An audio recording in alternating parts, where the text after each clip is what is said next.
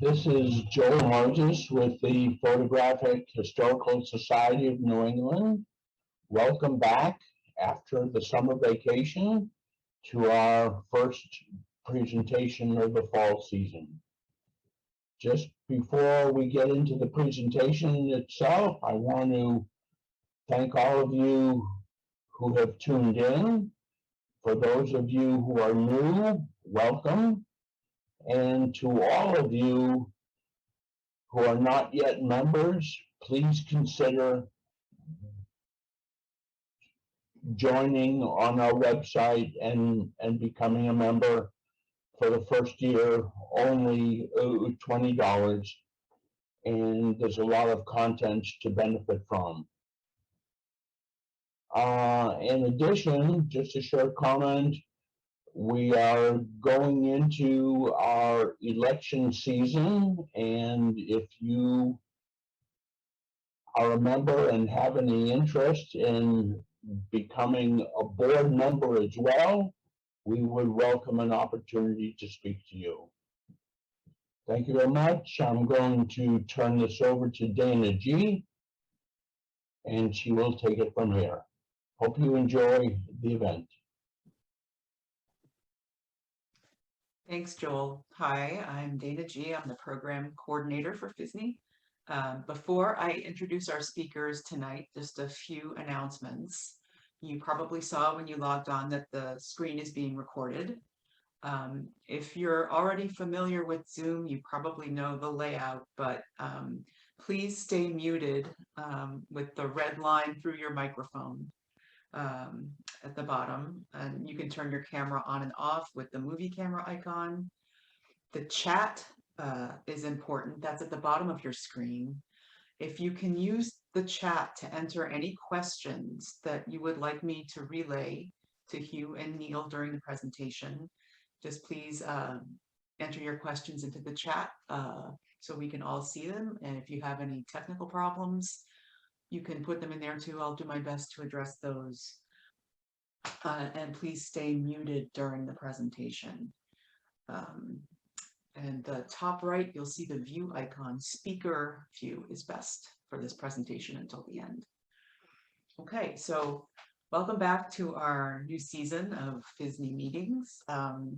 This month, authors Hugh Nini and Neal Treadwell are going to present images from their book, Loving, A Photographic History of Men in Love, 1850s to 1950s. You will see wonderful photos of romantic loving male couples in never before seen vintage images from their collection of over 3,200 photographs. Hugh and Neal grew up in Texas. They have been a couple since 1992, marrying in Massachusetts in 2006, and then moving to New York in 2012.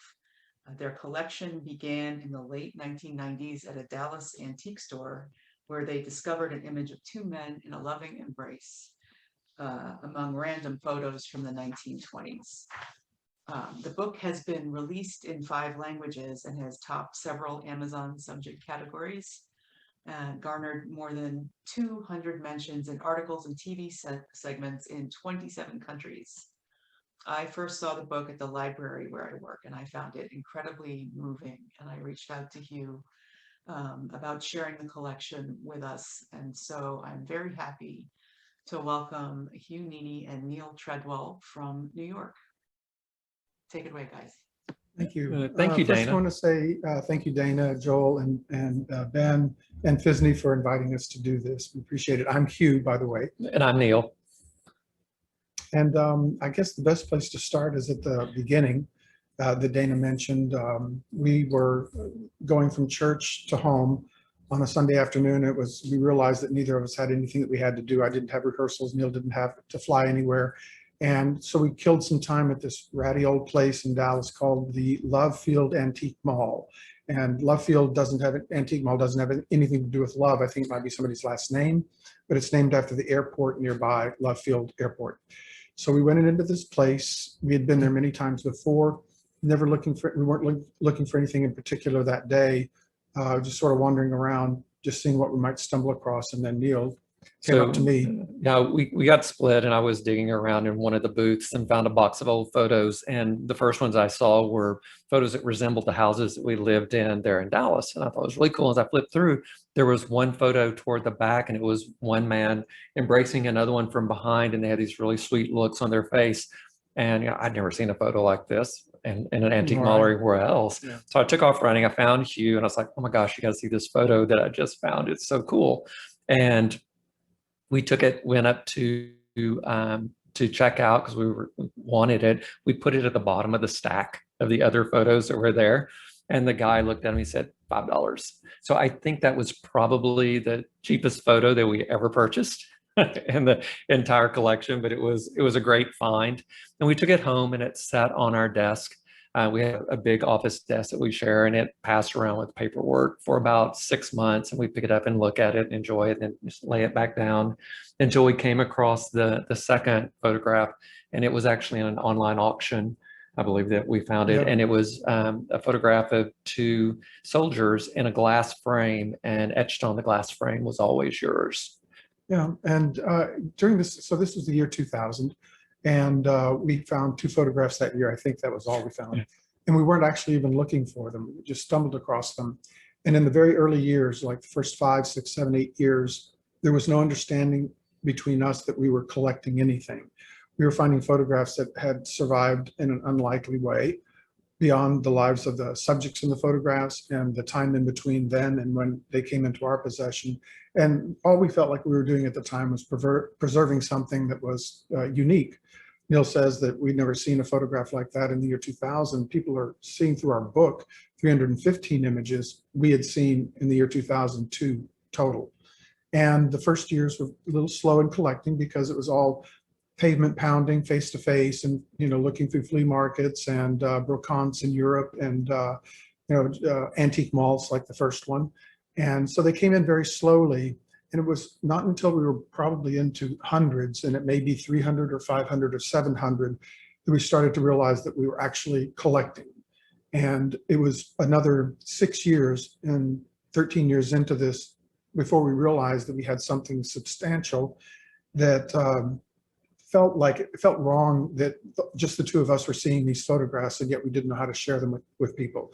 We hadn't told anyone. We were very close with our families. We hadn't told anybody in our families or any of our close friends, and we had many, that we were collecting these photographs. We were borderline embarrassed about it, and there was nothing inside the 2 of us, never even a discussion about it, that we should share these with other people or tell somebody that we were doing it, until about 13 years into it, actually. And so it was at that point we started to think about, how would these be shared? And the idea of a book came up. And we knew nothing about publishing a book. So that there was a very steep learning curve for us to get from that point to actually launching a book in October of 2014. October 14th of 2020. So we're just now coming up on a year. And just to add on to what you said, when we realized we were collecting something is when we actually started archiving them and scanning in the photos and trying to remember when we purchased and going back and seeing if we could find any purchase history. Because, if you don't think you're collecting something, then you don't keep very good records. So that's been pretty tough. But we have logged everything now, and that's why we're glad we have the opportunity to share some of them with you now. So let's see if I can do this share screen. Hopefully it works.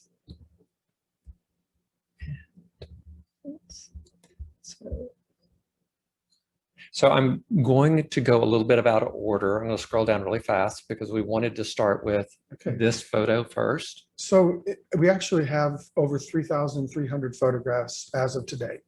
And in that entire group of photographs, 3,300 plus, we only have one story and one subject with whom we have a contact with a living relative, and that is the man you're looking at here on the left. His name is John W. Moore. He is posing with his boyfriend at the time, Burns. Daryl, thank you, Daryl Burns. Told this story so many times, I can't believe I can't remember that. Anyway, Daryl and John joined the 42nd Infantry Division in 1943. It was being reconstituted after being dormant since World War I. And the 42nd Infantry Division's nickname is not the Screaming Eagles or the Flying Tigers, but rather The Rainbow Division. Rainbow Division, yeah. Didn't mean then what it means now, obviously. Douglas MacArthur, General Douglas MacArthur, named it the Rainbow Division after World War I in 1917. And he named it that because the soldiers in that division came from all over the United States. They didn't come from one specific area. And so he said, it's like a rainbow across the country. Those were his words. So that's how the Rainbow Division got named. And John and Daryl joined the Rainbow Division in 1943 for basic training, met there, fell in love with each other, and then were sent to Europe after basic training. Were sent to Europe where they fought all across Germany.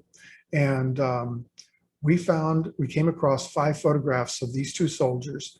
And they were, just to give you a sense of what our collecting parameters are and what guides us as to what we'll collect and what we don't collect. When we look at a photograph, we have to believe that it is at least 50% likely that these 2 people are a couple. And what puts it across the line for us is if we see this look in their eyes, and it's look that any 2 people on the planet would have when they fall in love. The next day they meet their friends or their family, and the friends and family are seeing something different in their expression. And it's a look that when you're feeling it, you can't hide it. And when you're not feeling it, you can't fake it. And so we saw these very unremarkable photographs of these 2 soldiers, but they had the look in their eye that said to us, this is a couple. So we collected them because they were not expensive. All this being said, within our collection, we only have about maybe between 100 and 150, 50 photographs. That's a lot of 50s. We didn't put any in the book except for this one, which is a 0%. It's a 0% that it's a romantic couple. But several months later, after collecting these and 4 others, this one showed up. And so there's the 2 soldiers who are confirming what our intuition was about the other photographs of them. And if you go back to this one, can you go back to the first one more time? Go back to the first one. You know, here they are. There's nothing about this photo. If we saw it in solitude, we wouldn't have collected it because we don't see anything about them being a couple in this photograph. In the other 4, yes, but not in this one. But in this photograph, they are in fact romantically involved with each other as, you know, a couple. So this photograph showed up about 6, 7, 8 months later. We're not exactly sure the timeline, but if you look closely at it, you can see that they have exchanged rings, and one is wearing a bracelet and one is wearing a watch. And when we first came in contact with the person who was selling these photographs, I was doing most of the communicating, and I thought that we were communicating with one of the 2 in the group, one of the 2 in the couple, and it turned out, or a friend that served with them, turned out to be the nephew of the man in the front, John W. Moore.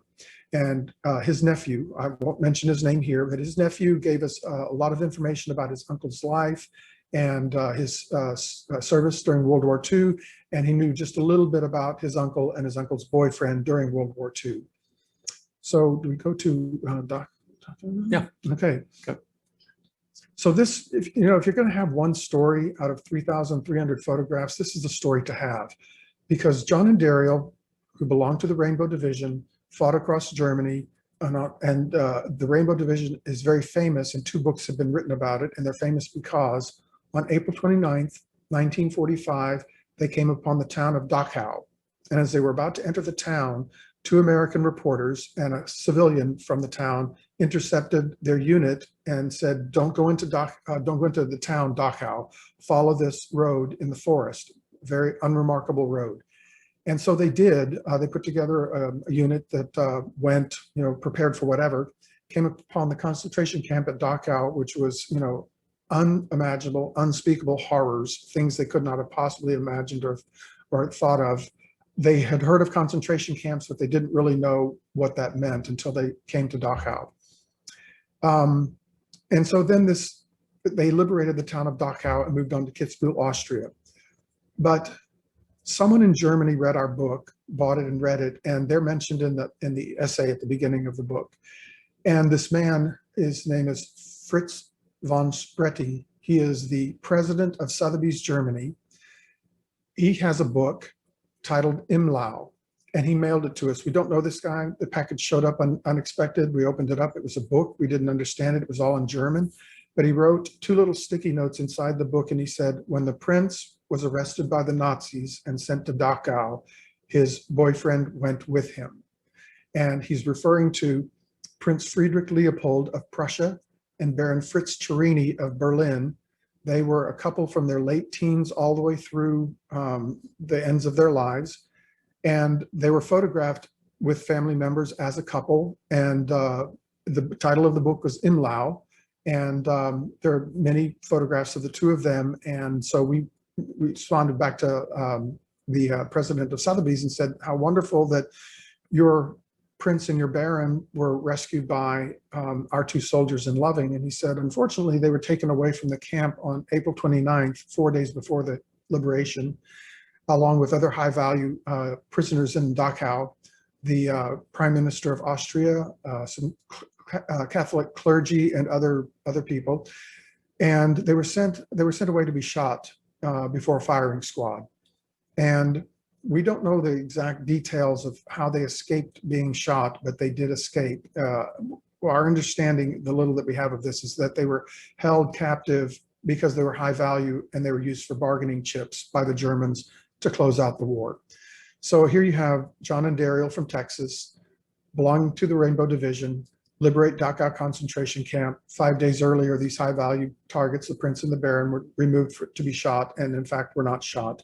And so the story goes. And then this photo was taken in May of 1945. May of 1945, and they went up into the Alps. And there's several photos of them together doing a snow fight. They're with two friends, but here they are embraced with each other. And the ring that John has on, his nephew wears to this day.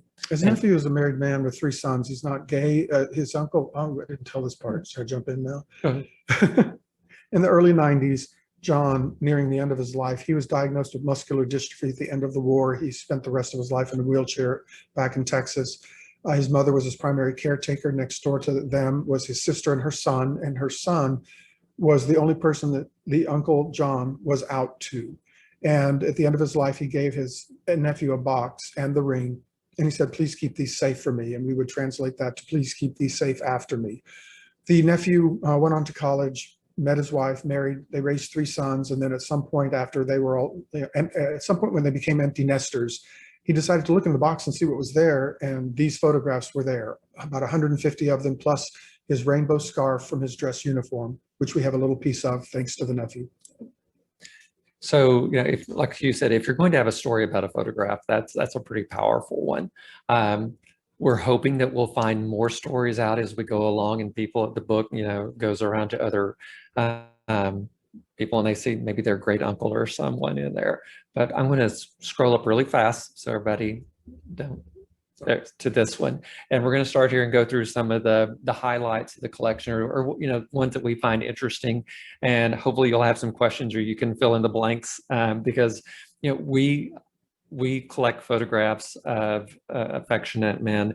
We're learning more about photography, and so we're not experts at all. And so therefore we love when people can fill in the blanks to help us out here. So please feel free to correct us as we tell this. Yes, it won't hurt our feelings at all. At all. So this one, at the bottom of it was written on the black paper that was on in white ink in the mirror. And so if you look closely, it actually is a mirror leaning against the wall, and the camera they're using, Hugh did some research, and they're holding a little squeeze ball that's called a Fairies Tripper, Shutter Tripper, so that they could take their own photo. Patented in 1902.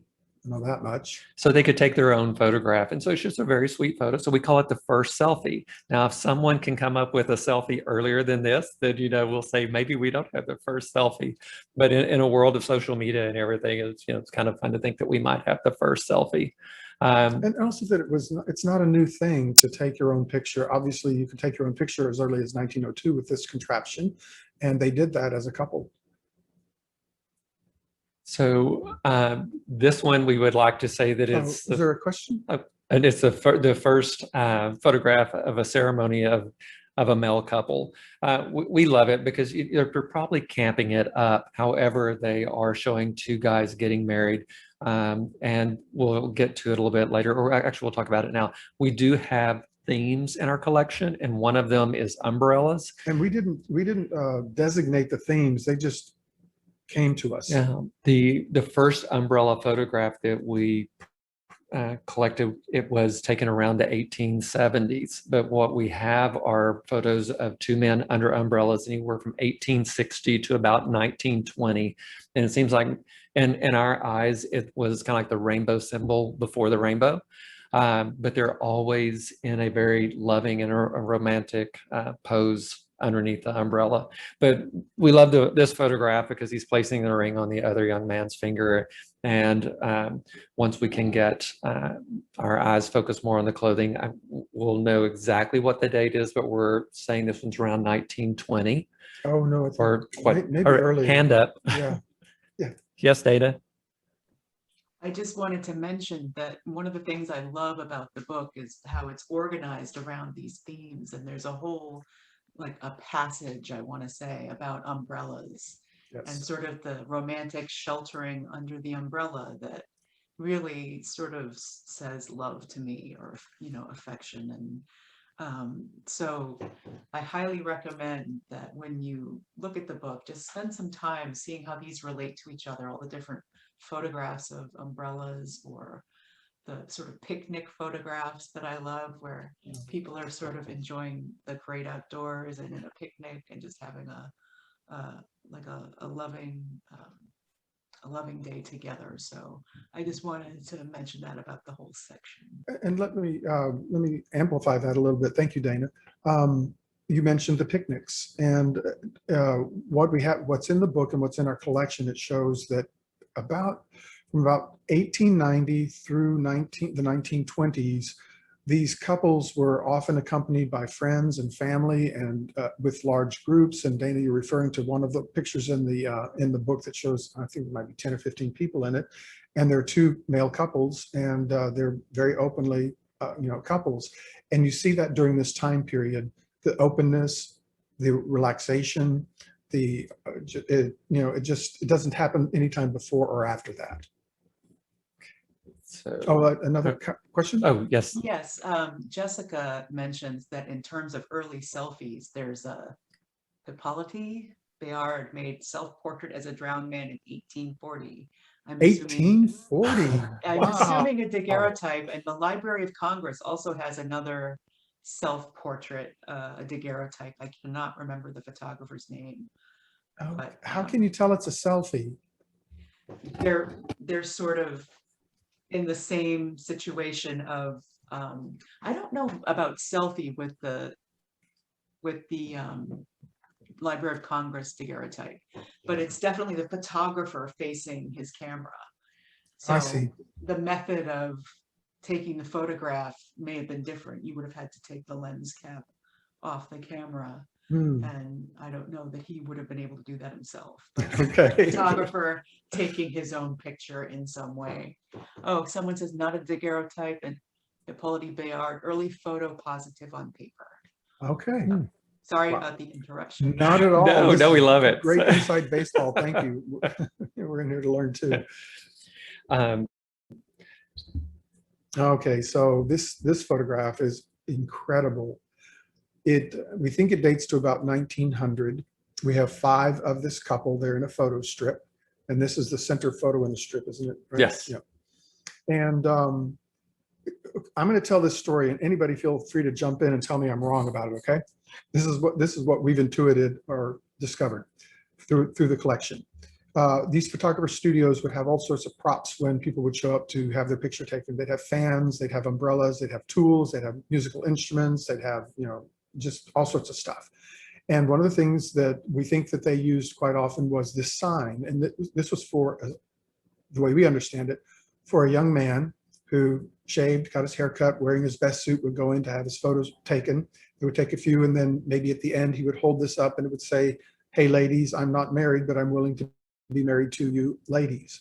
So our thinking is that this couple, the other four photographs of them, one is with an umbrella, and they're very clearly, romantically involved. Yeah, in that photo, they're gazing into each other's eyes. They're holding the stem of the umbrella together and their fingers are interlocked. And there's the umbrella again, and this is in that time period, the 1890s to the 1920s that I was talking about earlier.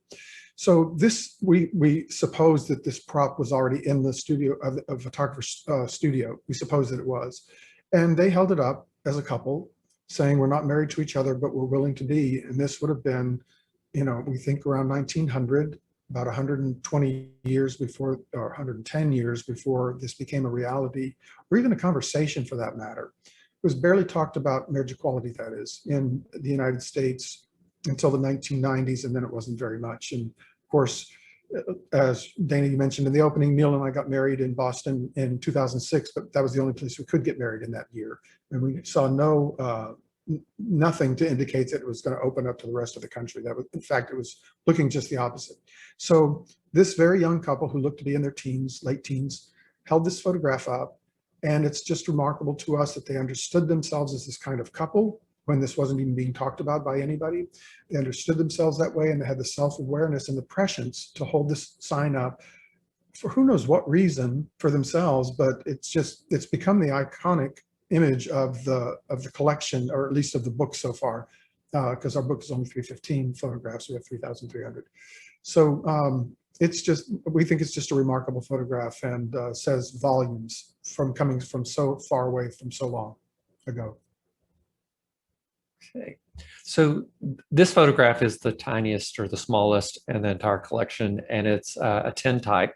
We're thinking it's around 1860s, because if our yeah, I was just gonna check. If our history serves us correctly, it was called a 1-inch, and they were only made for 5 years. And the 10 type was kind of like the Polaroid back in those days, because it was the cheapest way to get a photograph, and so you had a span of anyone. I know, so, but you can tell us if we're wrong. A span of any person or time, anyone wanting their photograph taken. I just wanted to show how small it was. It'll be, we can show it later when we come up close, but I mean, that's on the palm of my hand, how tiny it is.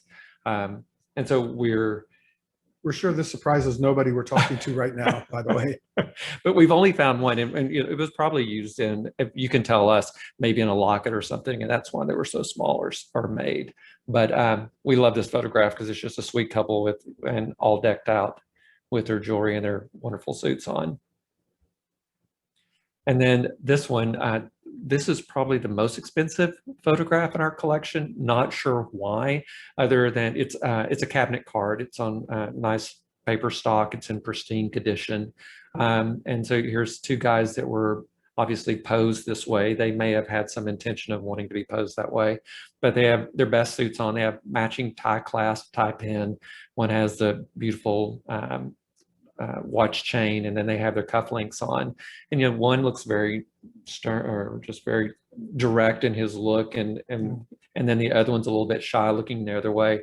But this photo you see a lot. We call them photos that are Clive and Morris. Well, we call it Clive and Morris, but this is one of the ones that someone scanned in. It's been scanned so many times off the internet that it loses all clarity, but people are still sharing it. So it's out there. This is a scan of the actual original, and it just shows the beauty of it. But people seem to really be drawn to this photo, as we were. And this photo cost us about 20 times more than any other photo we've bought, other than other photos like this, but 20 times more. Then this Paper Moon photo, so our understanding is from the movie Paper Moon, that you could get your picture taken at a circus or at some kind of convention or a fair that was happening. And everyone was having their picture taken on the moon, but we have the writing on some of the backs of these. One of them actually says, my dad and his boyfriend, I think. But there's 5 in the book, and we probably have about 40 in our collection. And this one's a little more sedate, but you can see that their hands are touching. Some of them are laying back with their arms embracing each other. But they're just beautiful photos or postcards. So. And then there's John Darrell again. So there's 2 photos here that go together. and they're both, it's both kissing photos, and I'll click back and forth, but these were taken Labor Day 1910 at Rocky Nook, and Rocky Nook is a national park outside of Santa Barbara. And so here they are, they're, you know, up on the top of the rock. I'm going to show you the other one as well. Here, I mean, they're at the highest point of the entire park, you know, for the whole world to see. There's the Pacific Ocean behind them, and in a loving embrace, kissing. And, you know, they're just both beautiful photographs. When we look at these, I just wonder, you know, number one, who took the photo? Obviously, this one was probably taken by one of the young ladies behind them, but then, you know, who took it when those three young ladies were there? But how did it last this long? So 1910, and here we are 110 years later. 111. Yeah. And this is the highest and most rare photograph in our collection. It's that a couple would take their photograph sitting together, holding hands, arms around each other, maybe cheek to cheek or something like that. They have this look in their eye that's unmistakable, is pretty bold. The next level above that is oftentimes they have their photo taken in bed, but just, you know, laying in bed, not doing anything sexual. And then the highest tier, of course, is to actually kiss the person that you love and have a photograph made of that you keep as a memento of the love you shared. That's the rarest form, and we probably have, I don't know, 10, 20, something like that in the collection. So I adore this photo. The ladies say it all. Well, They're there the for hips, protection, which shows that, you know, there were people that supported these two young men. Oh boy.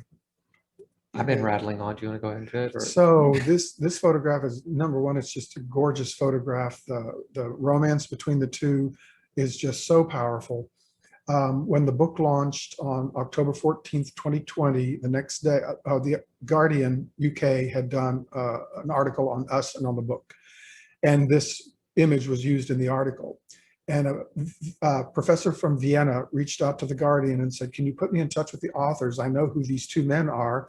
I would like to know if they know when it was taken and who took it. And he offered a couple names.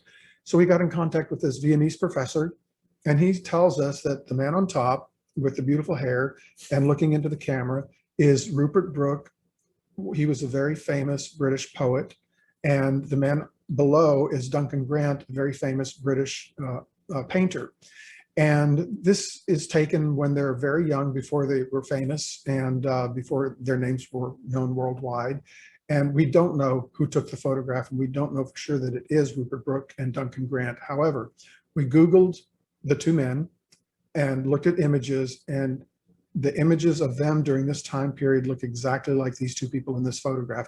And the professor from Vienna and others have come forth and said, we know who these guys are, and said the same thing. And this photo is around 1910 as well. And his ear, you can see Rupert Brooke's ear very close, so you can match it. So that, you know, we're 99% sure it's them. We just don't have their signature on the photograph. Most important is that the romance between the two is really palpable. It's just they obviously cared a lot about each other.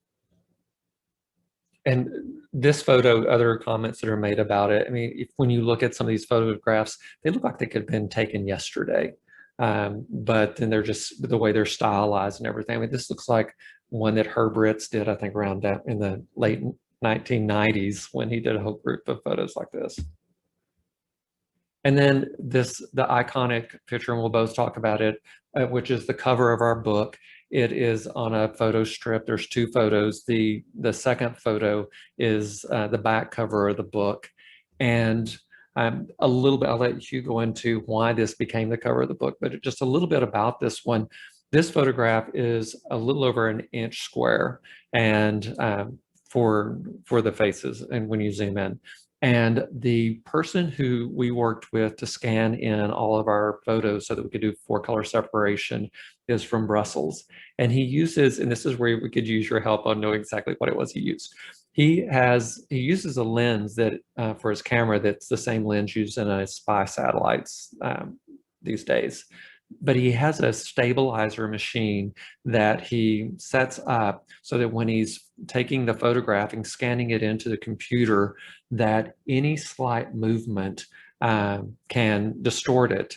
And in fact, there was a subway system. So we took all of our photos February Milan. to Milan in Yeah. February of 2020 for him to scan in. He drove down from Brussels, and there's a subway system 3 blocks away from the office. He, about 10 minutes into starting a scan, he came in and said, "We have a problem." And he said, "I can't scan here." So he had to load up all of his equipment and move it out where there was no subway close to, and the owner of or publisher happened to have an apartment that was in an area like that. So for 3 days, they were scanning in photos, and the scans could take anywhere from 10 to 15 minutes each to scan in. But the stabilizer he uses, there's only 5 in the world. So That's what we were told. Yeah. So this photo is about a little over 1 inch square, and it can be blown up to the size of a 7-story building and not lose any clarity. So it's pretty awesome. Yes, Yes. Dana. I just want to mention, if you have not seen the book, the production, the printing, it's just the most gorgeous book. And I love the story. I don't know if any of our members know what kind of technology that was, but the photos are amazingly, beautifully reproduced. Thank you. Our publisher said to us at the outset, he said, "I'm not going to, this collection is too important. This book is going to be too important. He's not going to spare anything. He doesn't want to wake up after the book is published and look in the mirror and say, I should have used a different paper or a better scanner or whatever." He really went all out. His name is Eric Gizels, and he owns 5 Continents Editions in Milan, Italy. The story of how we settled on him, we can go into if anybody is interested. But long story short about this photograph, we had chosen a photograph for the cover of the book, and he said, "I'll never print a book." He doesn't even have the job yet, by the way. "I'll never publish a book with that on the cover. It has to be this one." And we didn't even know what he was talking about. This image shows up in a 24-minute slideshow presentation that we were showing to publishers to gauge their interest, and he was very interested. But he saw this one right away and remembered it well enough to when we had the conversation about the cover, he had chosen this already, and we ended up giving him the job. And it's pretty amazing because, I mean, you go in, choice. yeah, we go into a bookstore and it's easy to spot, and you have these 2 guys looking across the room at you, and working class, and just that a very clear photo of love. And I think it really draws people to it. Are we out of slides now? Okay, so that's the last slide that we have. I want to say this for anyone still listening. If you read our essay at the front of the book, you'll see that we never describe the couples as gay or homosexual. Neal and I identify that way. We don't know if they did or not, except in the case of John Moore. He did identify as gay. I know that. We know that. We don't identify them as gay or homosexual because we don't have those pictures. What we have are pictures of 2 people who are in love with each other. We identify them as loving couples. And we also maintain that love does not have a sexual orientation. It's felt universally the same way by all people, regardless of the gender makeup of the couple. And I guess with that, if anybody has any questions. So I'll do the stop share screen, maybe.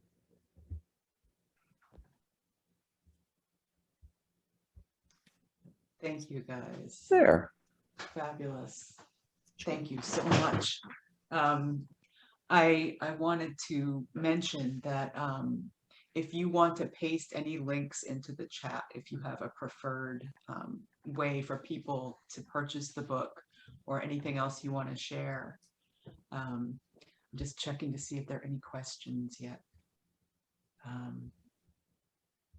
While people are putting their questions together, I wanted to ask you about the documentary that I saw mentioned on your Instagram for the book. So when we were getting ready to publish the book, our co-publisher in the US said, it'd be great if y'all could do some type of short little video or something. Using so we our could, cell phones. Yeah, using our cell phones to promote our book.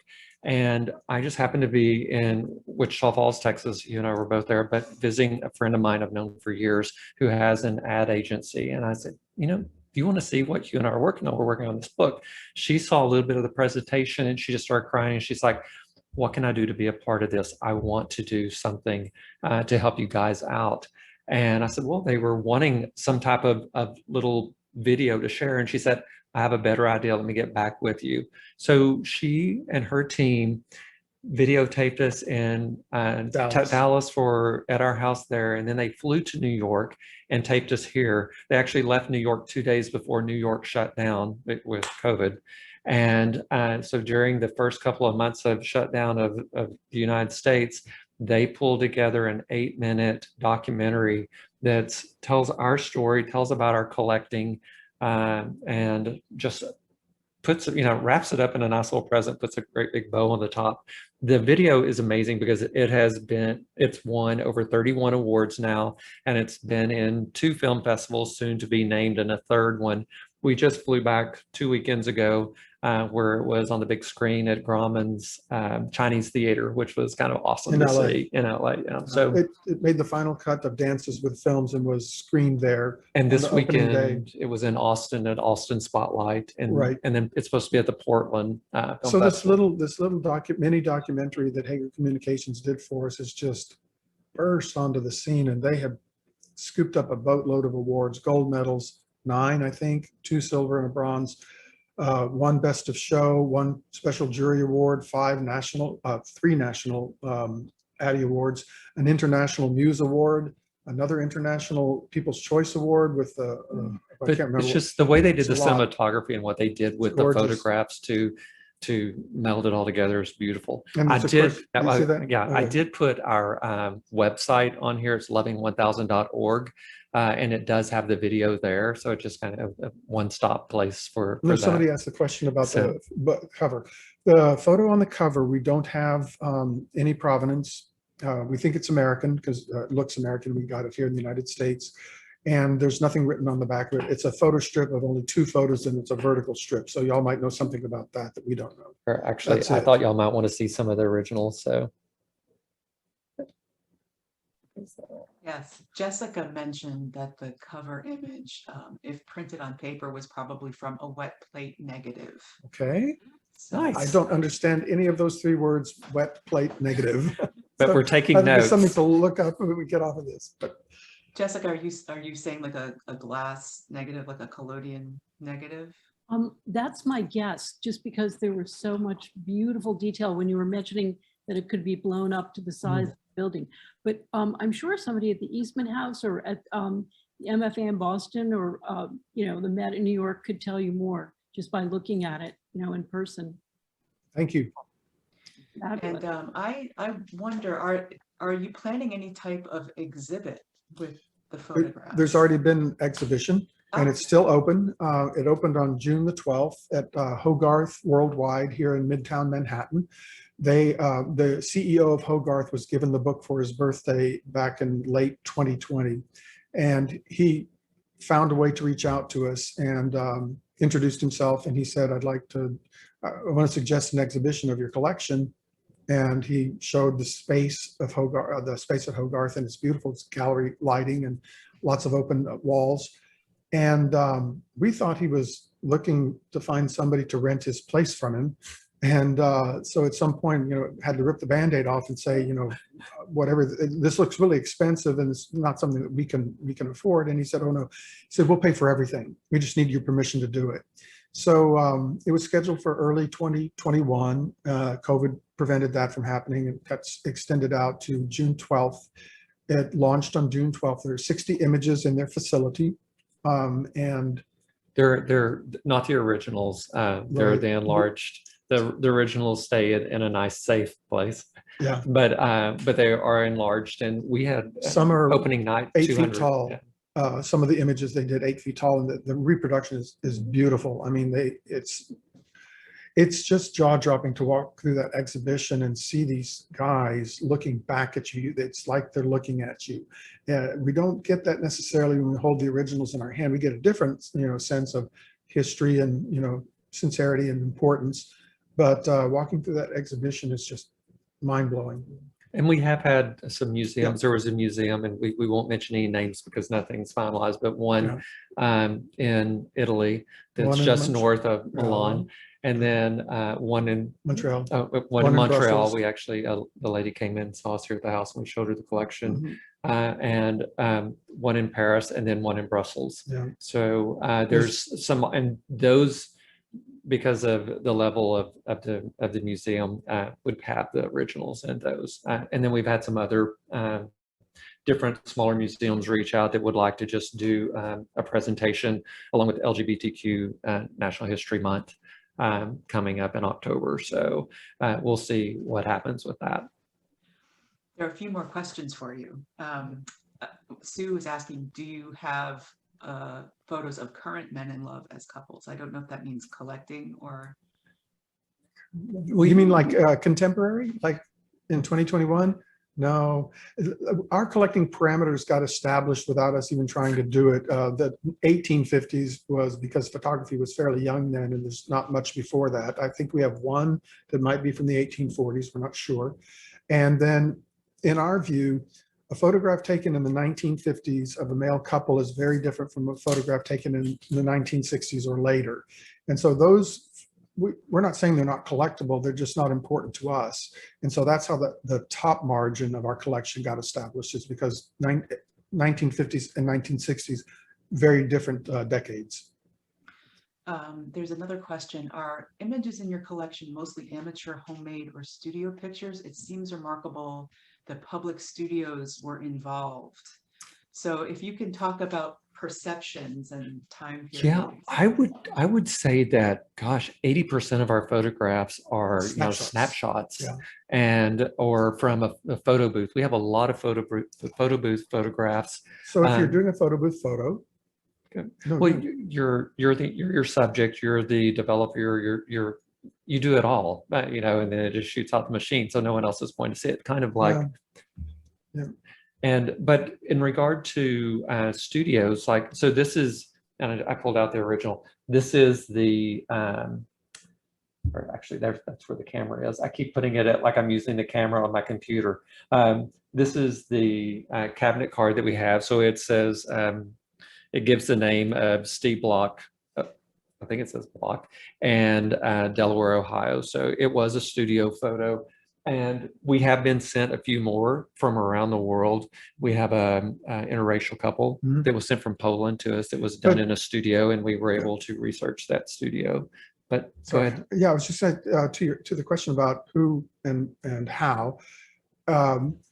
It's clear to us that there's absolutely nothing new in the world, that these couples had friends, allies, and some photographers are gay, and they would take pictures of, you know, their gay friends, gay couples, gay friends, or whatever. It's the same as it is, let's say, through the 1970s here in the United States. You know, Kodak wouldn't develop your film if there was, you know, if there was too much love being expressed between two guys. They just wouldn't do it. So you had to have a friend or an ally to get something like that developed. And so it would be the same situation with these guys back to the 1850s and through to the 1950s, we think. Brian is asking, how long is the exhibit up, the current exhibit? It will be up through the middle of October. And then we're working with, which we meet this week. We're working with LGBTQ Center here in New York and the Chelsea Market. They're wanting to use some of their open space and do some of the images there. And that will be up the middle of November through the end of December. So, but all 60 images are up at Hogarth. You can reach out to them, or if you want to reach out to us if you're living in the New York area, on Instagram. Our Instagram is Loving by Neal, N-E-A-L, and Hugh, H-U-G-H. And I'll type it into the little box here, but it's, and we can get you in. They still are kind of under there because it's a workspace as well, the COVID restrictions and, you know, everything we're dealing with in New York.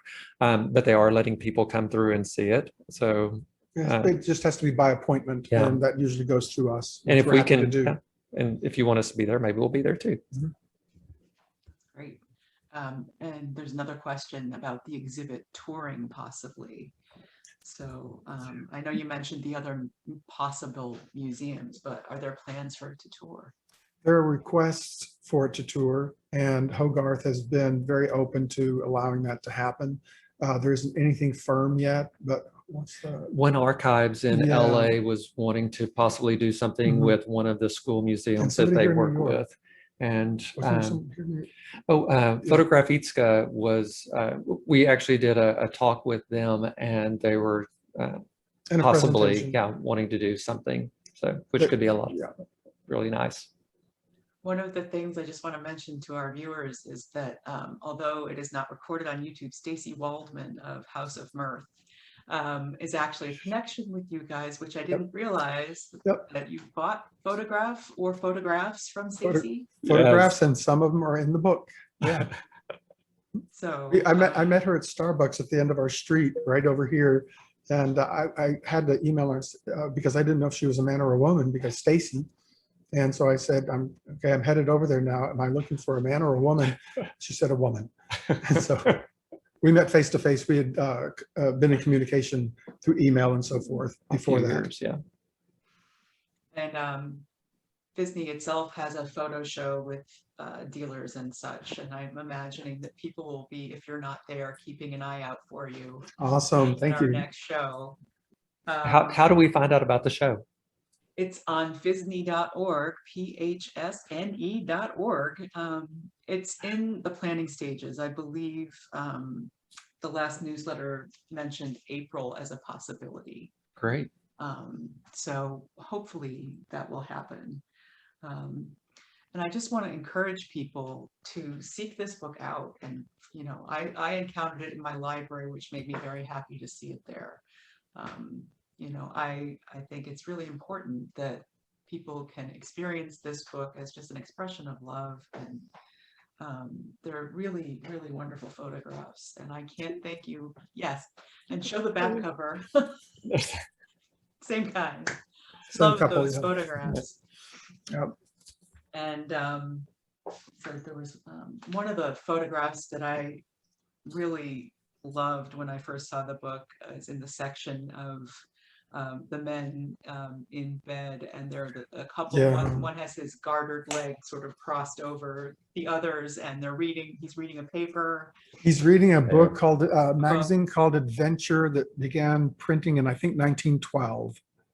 Yeah, that is a gorgeous photograph, love and that it's photograph. actually pretty large. It's about this big, or Yeah. about this big. It's one of the there. It's one of the bigger photographs that we have, and it is a beautiful photograph, Dana. It's one of our favorites as well, just because of the serenity and the relaxation of the couple sharing a moment to relax in bed and read this magazine that was actually pretty extraordinary for the time. And we know that two men shared a bed back then. That was common, but you know, you didn't interlock your legs, or I didn't think you did. So. No, you don't. I mean, unless you're in love with each other. Thank you. I'm wondering if anyone has any questions that they wanted to ask. You can unmute yourself. We have a little bit of time. I have a question. Let's see who can answer this. Ah, yes. Yes. What kind of camera is, I mean, I know who made it, but can you date this camera for us or what it was? We actually bought it for the exhibition just as a prop to use. And we thought it was really cool. And at first we thought it was the camera that was used in the photo of the selfie, but we were corrected on that. So, which is perfect. It is Kodak. Yes. Can anyone approximately date that folding camera? What does it say on the lens? It's Codex number 1. KODX. Oh, wait, it says Kodak and a stigmat. Is that how you say it? That's the lens. So if anybody has any clues, please type them into chat or contact Neal and Hugh. Fabulous. So let's see. We have the links for the Instagram and your website. So if people want to ask you a question, can they contact you through the website? Sure. There's Okay. there is a it says contact the authors, I think, on there, but it's info@loving1000.org. So Oh, somebody's said it's available at We've been in the #1 bestseller position since the launch of the book in one category, and we've been On #1. Amazon. At one point, the book was #1 in 6 categories at the same time. It's just, you know, when we started to do this, we had very modest expectations for how it would turn out. And someone asked us once, what surprised you the most about how, oh, I see the holding up of the camera book. Is that a camera book we need? Okay. All right. thank you. Got it. Okay. When someone asked us, you know, what surprised us the most about the launch of this book, the answer was everything. We didn't expect it to be a bestseller internationally. We didn't expect it to be in the 5th printing as we speak right now. And we were very heartened when our collection has a very specific message. The message is love, that the messengers are male couples is secondary. Love is what everybody relates to, and they truly do relate to it all around the world. And we have gotten, every day we wake up to more emails, more messages on Facebook, more Instagram messages of people just telling us what this book has meant to them, how much it's meant to them, and how important they feel that it is. And we just, that confirmed for us something that we couldn't see by looking through the book. We're not authors. I mean, they call us authors, but we've never published a book until this one. And we weren't sure if our collection, if the message of our collection would come through in the book. And what's been affirmed for us is that it has, by people who have reached out to us and expressed what it means, by PHSNE reaching out to us and saying, we'd like to have you talk about your book. So, and we really appreciate it. So when you brought up Amazon, just so you know, in many independent bookstores, our book is carried. If you are interested in, we highly recommend that people buy local, just to support your local bookstores if they have it. But you know, you can get it in large chains and on Amazon as well. Thank you. Former bookseller. I appreciate that very much. oh, good. Yes. All right. Yes, awesome. All right, and a couple more comments. John was asking what the name on the plate of the camera is. Joel said Kodak made a lot of cameras in that period, and the format of that one could be 6:9. And the stigmat was good quality lens, medium cost. Everybody's telling me. There's a lot of writing. There's a on this. lot of writing, so I'm not Actually, sure. There's a plate that says Kodak Vigilant 6-16, made in the United States. Does that mean something? Yes, that's the name of that particular model of the camera, if I'm not mistaken. I didn't see that plate in there until you said that. So.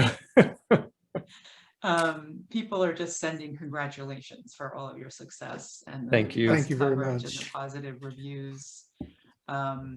And this has been just such a treat. I'm so glad that you were able to join us and that we can share this on our channel on YouTube also with people who couldn't make it tonight.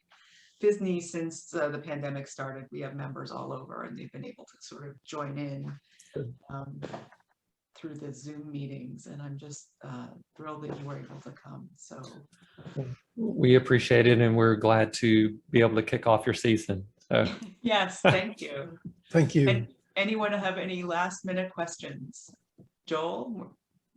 Thank you very much for attendance and your participation. Very enlightening and certainly enjoyable. So hopefully we will see the majority of you at our next presentation approximately a month from now. Take care and stay well. Yes, just a quick note, our next presentation in October, I don't have the date in front of me, the first Sunday in October. Ben, help me out here. That would be October 3rd, which is Okay. just 3 weeks from today. October 3rd will be PHSNE member Vladimir Hazan's presentation on Zeiss icon before 1945. So we hope to see you then. And if everyone can just unmute themselves and give Neal and Hugh a round of applause. Oh, thank you. Very well done. Thank you very Excellent job. much. Thank you so much. Thank you.